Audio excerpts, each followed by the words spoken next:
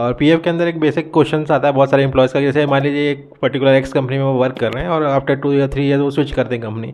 तो कई बार होता था कि हर कंपनी में उनको नया पीएफ अकाउंट खुलता है, लेकिन रिसेंटली एक यूएन नंबर स्टार्ट हुआ है, तो थोड़ा सा उसके बारे में कुछ बता सकते हैं?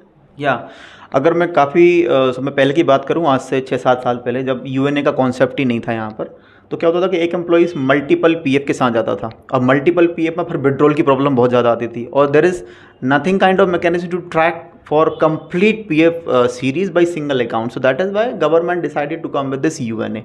अब अगर आपके पास यूएनए, तो आपको मल्टीपल टाइम्स पीएफ अकाउंट की ज़रूरत नहीं पड़ेगी बार बार। हाँ, अकाउंट आपका कंपनी टू कंपनी वेरी करेगा। I am working, let's say I am working in FabHR, my PF account number is 1, or I'll start to working some other company some year down the line, that the PF can vary. Maybe I'll get 2 account over there, right? Just for the example. But in दोनों cases में मेरा जो UNA है वो late से मान लीजिए x है। अब वो एक्स ही मेरी पूरी जर्नी में चलने वाला है, तो इससे ट्रैकिंग मैकेनिज्म गवर्नमेंट ने बहुत शानदार कर लिया है। पीएफ को ट्रांसफ़र करना हो, पीएफ के क्लेम को सेटल करना हो, so where the UNA is playing a key role. So that is the main differences.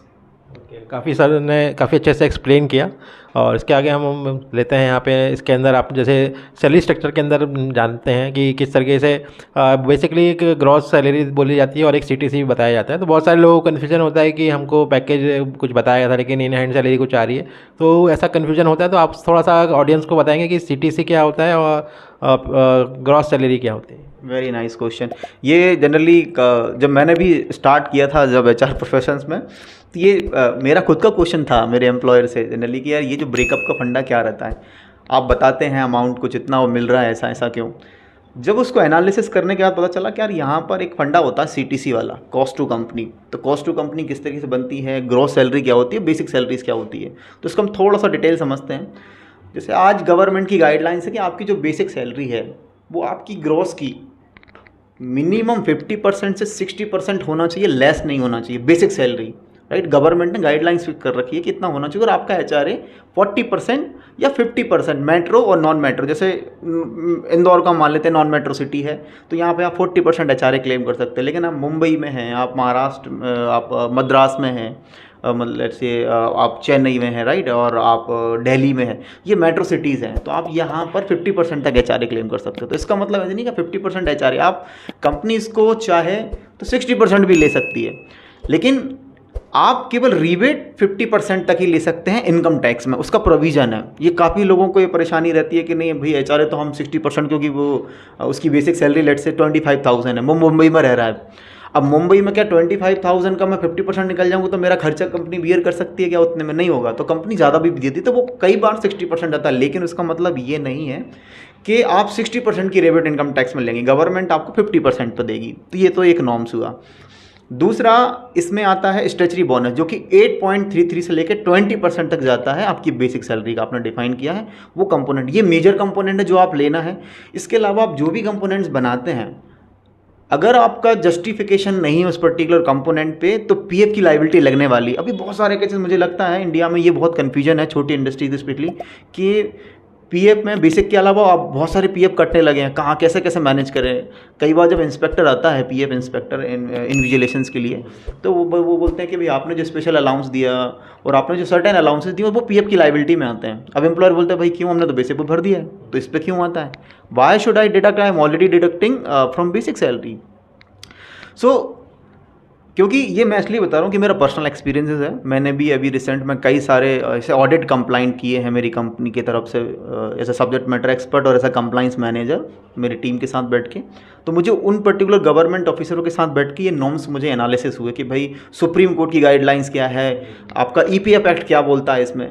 तो बेसिक सैलरी पर कटेगा, लेकिन आप बेसिक सैलरी के अलावा जिस पर जस्टिफिकेशन आप नहीं दे पा रहे हो, 2 कंपोनेंट छोड़ के जो नॉर्म्स में आते हैं, आपको उस पर पीएफ भरना है। अगर आप जैसे LTA है, अब LTA पर नहीं कटेगा, रीजन क्योंकि LTA का जस्टिफिकेशन है कि आप 4 साल में उसको कब क्लेम कर सकते हैं, तो उस पर नहीं कटने वाला है। तो ये बात होती है एक छोटे कंप्लाइंस की हम बात करें पीएफ के टर्म्स में।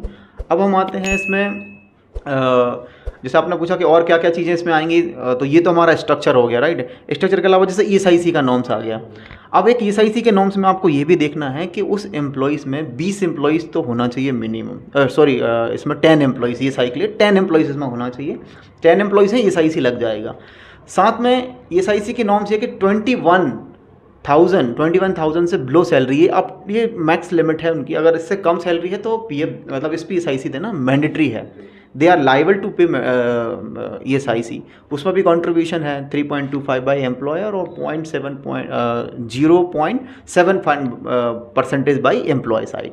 So it's calculated overall the 4% of gross salary. अब gross means what?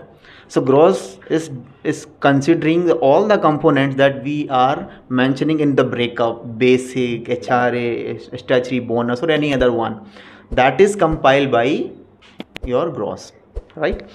And if we are adding up the employer contribution to the gross, like PF of employer or ESIC of employer or any other expenses, any other is contributed like per site or anything, that is comprises called as a CTC, cost to company. If I deducted the PF and ESIC contribution of employee from the gross salary, from employer gross salary, that is comes to net in hand. So that is the basic differences of all the salary structure works. Thank you sir, काफ़ी अच्छे से आपने explain किया और I think audience में जो doubt था इस पॉडकास्ट के बाद बहुत सारे लोगों को दूर हो जाएगा। बहुत अच्छे से सर ने डिटेल्स में समझाया। और एट लास्ट इसको में हम लास्ट क्वेश्चन लेंगे जिसमें TDS के बारे में थोड़ा बात करेंगे, फॉर्म 16 के बारे में हम थोड़ा सा बताएंगे कि क्या चीज़ें उसमें फिल करनी होती है, कैसे टैक्स में रिबेट मिलता है, कुछ बताएंगे सर? हाँ, तो अब TDS में tax deduction at source company की लाइबिलिटी है ये। जब एम्प्लॉई कंपनी में काम कर रहा होता है, specially if they are earning in a lakhs amount, the salary is comes in the tax norm.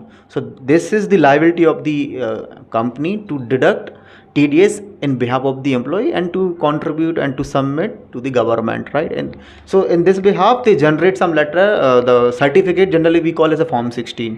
So where employee can see, okay, this is my form 16, how much salary I have taken from the company, right? And what are the possible deduction is governed by the government actually I have taken in this. So total income minus all this rebate, exemption and rebate generally we call. So there is standard exemption is there, right?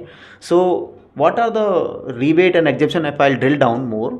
So one is the HRA, house rent allowance they will get. We have already discussed right earlier, and 40% and 50%. And apart from they get standard 50,000 rupees standard flat deductions.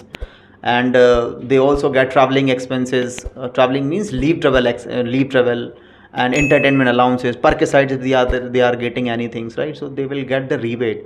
And apart from that, if they are investing anything in like in 80C, if I'll consider I have invested money in mutual fund, I have invested in children tuition fees in 80C section. And also the 80C comprises employee provident fund, public provident fund. These are the major one. But the income invested in this 80C should not be greater than 150, right? 150 lakh. So 1,50,000 rupees, that is the max limit. And the next component comes 80D. There we have medical related all the components. Every section we have some limitation, max eligibility area, 50,000, 25,000 for claiming this medical, right? So they employees can claim accordingly to get the maximum rebates out of them. इसके अलावा अगर मैं और बात करूं तो इसमें आपका सेक्शन 24 है, सेक्शन 10, सेक्शन HRA में भी अलग अलग टर्म्स हैं, किस तरीके से वो रीबेट लेगा। अगर ज़्यादा डिटेल में जाते हैं तो बेसिक सैलरी का कुछ X% है, आपने कितना पे किया, वो कंपनी आपको क्या दे रहा है, आपने जो पे किया है अभी तक वो आपकी बेसिक का 10% से माइनस करके, तो इन 3 कंपोनेंट में जो लेस होगा उसको रीबेट मिलेगा। मैंने आप एग्जांपल के लिए बताया है। सेक्शन 24 में हो सकता है कि आपने हाउसिंग लोन लिया हुआ है और उस पर आपको इंटरेस्ट हो रहा है कि जैसे मान लीजिए आपकी इनकम है और you are paying interest of nearby 1,20,000 and the remaining is 80 is comes in the 80C section, right? And the housing loan principal amount, the maximum limit of section 24 is up to 2 lakh rupees. So in another case, if I'm investing the amount of 250 lakhs, so I'll get only 2 lakhs on section 24, right? And similarly, the another very interesting case, I worked in XYZ company and I earned money from there, like in 6 months, let's say I have earned 8 lakhs working there previously, and now I'm joining new company, and it is also here supposed to get a 8 lakhs. So total income is going to compress as 12 lakh rupees. So how the system, how the company will calculate my tax. I have already deducted tax in 6 months and in this. That is why mostly industry asks to submit your form 16 when you are joining new company. They ask to submit it because they just wanted to know how much earning you have got from there and how much deduction actually you have got. So compressing on all this, they provided your final form 16 based on this all this earning that you have gotten. अभी government में आप देख रहे होंगे खासतौर से इसमें income tax में employee can avail new regime और ओल्ड रिजीम, जो मोस्ट कॉन्सेप्चुअल है। अब बहुत कन्फ्यूजन होता है कि which one is I have to avail इधर न्यू रिजीम और ओल्ड रिजीम। तो न्यू रिजीम्स के नॉर्म्स गवर्नमेंट के ये हैं जनरली कि आपकी जो इनकम है, अभी तो चेंज हो गया है वो कि अप टू 5 लाख और अप टू 7 लाख तक उन्होंने बोला कि आप कुछ भी इनकम आपकी कोई इनकम देने की ज़रूरत नहीं है, आपको इन्वेस्टमेंट करने की ज़रूरत नहीं है। You just get a rebate all that on some certain areas, certain slabs. अगर आप ओल्ड रिजीम पे जाते हैं तो आप 2.5 लाख और अब तो शायद उसकी लिमिट को बढ़ा दिया इन्होंने, तो अब उसके पट्टे आपको देना है सब सर्टेन। तो अब आप कंपेरिजन प्लान कर सकते हैं कि अगर मैं आपकी ज़्यादा इनकम है तो I 100% insist to the employ to go with the old regime, क्योंकि you are definitely getting a good benefits from. अगर आपके इन्वेस्टमेंट अच्छे हैं तो आपको ओल्ड रिजीम में जाना चाहिए, नहीं तो फिर आपका कम इन्वेस्टमेंट है, आपका इन्वेस्टमेंट नहीं है, अमाउंट उतना है जो कि नियर बाई, तो आप सीधे सीधे न्यू रिजीम लीजिए और बिल्कुल बेनिफिट लीजिए उतना। तो ये एक मोस्ट कॉन्सेप्ट जो जनरली मैंने भी देखा जब हम लोग जब फैब एचआर प्रोडक्ट को बना रहे थे, then we were facing these challenges because one of my client, they were asking about like you have created this regime, old regime or new regime, then how employee will decide either which one is better for me if I'm going with this way and this way. So the idea comes on why we cannot the comparison of before availing any of these. So that is why I have involved these features in Fab HR. So that is why it comes on my mind when you have asked it. Thank you sir for discussing on TDS।